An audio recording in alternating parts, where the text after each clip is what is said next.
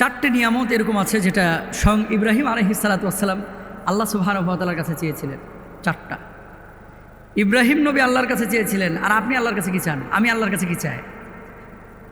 বোঝেন নাই কথা? যেই চারটা নিয়ামতের কথা আল্লাহ সুবহানাহু ওয়া তাআলা কুরআনুল কারিমে উল্লেখ করেছেন, এমন চারটা নিয়ামত যেটা ইব্রাহিম নবী আল্লাহর কাছে চেয়েছেন, অথচ আপনার আমার চাওয়ার ধরনটা কি? আমরা কেউ টাকা চাই, কেউ পয়সা চাই, কেউ বাড়ি চাই, গাড়ি চাই, কেউ ক্যারিয়ার চাই, কেউ ভালো একটা জব চাই। আপনি কি জানেন যে যে মানুষটা আজকে সচিব তার মনেও আক্ষেপ আছে? যে মানুষটা মন্ত্রী তার মনেও আক্ষেপ আছে। এই পৃথিবীতে কেউ সুখী না। চাওয়ার দিক থেকে আপনি যদি আল্লাহ তাআলা, ওই যে নবীজি বলেছেন না, ওয়ালা ইয়ামলা আফাহু ইল্লা তুরাব, যে কবরের মাটি যতক্ষণ পেটে না ঢুকবে ততক্ষণ কোনো মানুষের ক্ষুধা মিটবে না এই পৃথিবীর বুকে। একটা ছেলে ধরেন ইউটিউব চ্যানেল খুলেছে, তার ফলোয়ার মাত্র 1000। ও মনে করে কি যে আমার 1 মিলিয়ন সাবস্ক্রাইব হয়ে গেলে পৃথিবীতে আর কিচ্ছু লাগে না, আমি সেরা পৃথিবীর। কিন্তু 1 মিলিয়নের পরে কি বন্ধ হয়ে যায়? না। আপনার ছেলে দেখবেন, খেয়াল করেন যে আমার ভাইটা ব্যাংকে একটা চাকরি পাইলেই হয়েছে, কিন্তু ও চাকরি পাওয়ার পরে এবার ভাই প্রমোশনের জন্য চিন্তা করতেছে। এমপি হইলেই সারে আর কিচ্ছু লাগতো না, খালি পার্লামেন্টে ঢুকালই।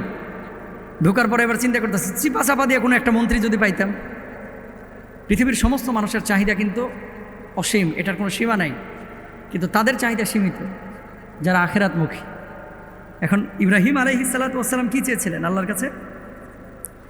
ইব্রাহিম আলাইহিস সালাতু ওয়াস সালাম দুনিয়ার জীবনে 1 নম্বরে জ্ঞান এবং প্রজ্ঞা চেয়েছিলেন। দেখেন কত বড় কথা।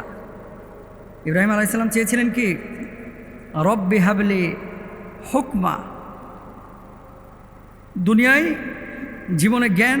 জীবনে জ্ঞান এবং প্রজ্ঞা। 2 নম্বর হচ্ছে দুনিয়া এবং আখিরাতে আল্লাহর প্রিয় বান্দাদের সঙ্গী হওয়ার তৌফিক।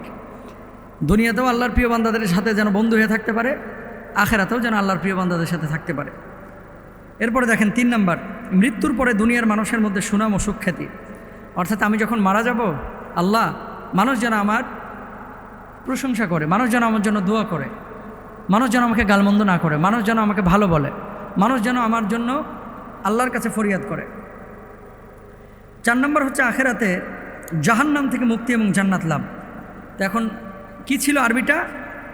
দোয়াটা কি ছিল? আল্লাহ সুবহানাহু ওয়া তাআলা সূরা শুআরা 83 থেকে 85 নম্বর আয়াতের মধ্যে বলছেন, রব্বি হাবলি হুকমান ওয়া আলহিকনি বিস সালিহিন ওয়াজআলনি লিসানা সিদকিন ফিল আখিরিন ওয়াজআলনি মিন ওয়ারাসাতি জান্নাতিন নাঈম। হে আমার রব, আমাকে প্রজ্ঞা দান করেন, জ্ঞান দান করেন। এখন আপনি বলেন তো আপনার জীবনে কয়টা দিন আপনি আল্লাহর কাছে প্রজ্ঞা আর জ্ঞান চেয়েছেন? কয়দিন? অসংখ্য মানুষ আছেন, আপনারা খালি দোয়ার মধ্যে কবরের লাগে আর আখিরাতের লাগে দোয়া করেন, আল্লাহর কাছে বলেন না আল্লাহ আপনি আমাকে উপকারী জ্ঞান দান করেন। আপনি এভাবে দোয়া করেন না। কিছু মানুষ আছে করে। তাহলে 1 নম্বর জ্ঞান এবং প্রজ্ঞা আল্লাহর কাছে চাইবেন। প্রজ্ঞা এবং জ্ঞান যদি আল্লাহ দেয় তাহলে আপনি গুনাহমুক্ত জীবন থেকে বেঁচে থাকতে পারবেন। যদি জ্ঞান প্রজ্ঞা না দেয় তাহলে গুনাহমুক্ত জীবন থেকে বেঁচে থাকাটা কঠিন। সৎসঙ্গী নির্বাচন। সৎসঙ্গে সর্ববাস, অসৎসঙ্গে সর্বনাশ। সৎসঙ্গী নির্বাচন করবেন, তাহলে দুনিয়া এবং আখিরাতে কামিয়াবি হতে পারবেন। আর সৎসঙ্গী যদি নির্বাচন করতে না পারেন, দুনিয়া আখিরাতে বড় ধরার মুখোমুখি হবেন। মনে রাখবেন, দুনিয়ার পশু যারা, এই যে রাস্তার যে কুকুরগুলো দেখেন, গরু ছাগল দেখেন, এদের লক্ষ্য কি জানেন? কোনো মতো খায়া একটু ঘোরাফেরা করা, তারপর মরে যাওয়া। এদেরকে ওই আকল বুদ্ধি মানুষের মতো আল্লাহ তাআলা দেন নাই। এখন আপনার চিন্তা চেতনা যদি ওই কুকুরের মতো হয়, ওই গরুর মতো হয়, খাবো দাবো ফুর্তি ফার্তা করবো মরে যাব, তাহলে মানুষ আর পশুর মধ্যে কোনো পার্থক্য থাকে না। মনে রাখতে হবে এই জীবনের পরে একটা চিরস্থায়ী জীবন আল্লাহ তাআলা আপনার জন্য রেখেছেন, সেটা হচ্ছে আখিরাতের জীবন। এখন ওই আখিরাতের জিন্দগির জন্য যদি আপনি সৎ বন্ধু নির্বাচন না করেন, আপনি কিয়ামতের ময়দানে ধরাশায়ী হবেন। এই জন্য বি কেয়ারফুল। মানুষ নির্বাচনের ক্ষেত্রে, বন্ধু নির্বাচনের ক্ষেত্রে গাঞ্জুট্টি যেন না ঢোকে, ছাপড়ি পোলাপান যেন না ঢোকে, হ্যাঁ, তারপরে মনে করেন নেশাগ্রস্ত পোলাপান যেন না ঢোকে, বেনামাজি কোনো মানুষ যেন না ঢোকে, এগুলো খেয়াল রাখতে হবে। আল্লাহ বুঝদান করুন।